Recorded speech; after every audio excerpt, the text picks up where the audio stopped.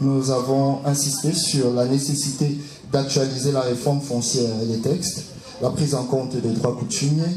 On a également vu l'aspect concernant le STOM au niveau de la disposition des cartes et la nécessité de délimiter les zones, de délimiter les villages au niveau de la loi. C'est important de les définir dans un texte, comme le disait Sa Majesté tout à l'heure. Faire intervenir l'administration et la population, ainsi que l'instauration de plateformes d'échange au niveau local, renforcer les capacités de tous les acteurs du foncier.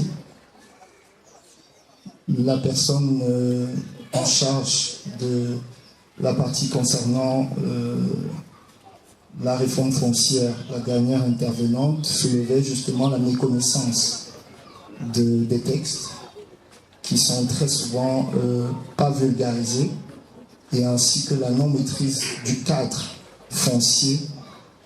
À ce titre, nous estimons qu'il est important de renforcer suffisamment les capacités et surtout de faire un casting qui soit de nature à faciliter le travail du MICAF.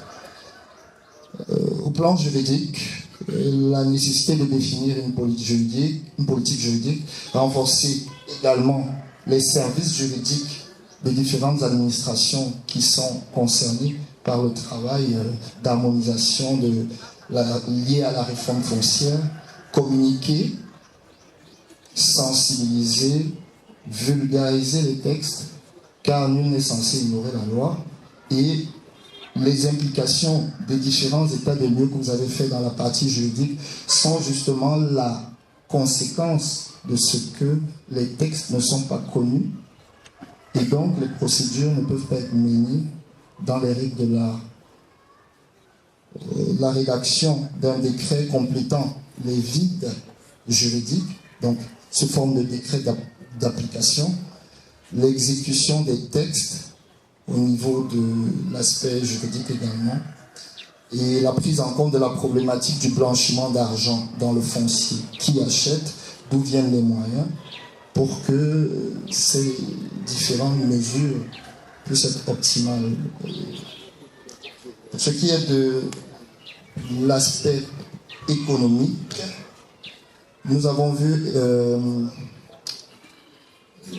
la création d'une base de données au niveau des cadastres, développer de nouveaux cadastres également au niveau maritime, forestier, leur mise en place, leur cohérence, la définition d'un minimum d'aménagement en fonction de l'importance des projets qui sont menés dans les différents villages.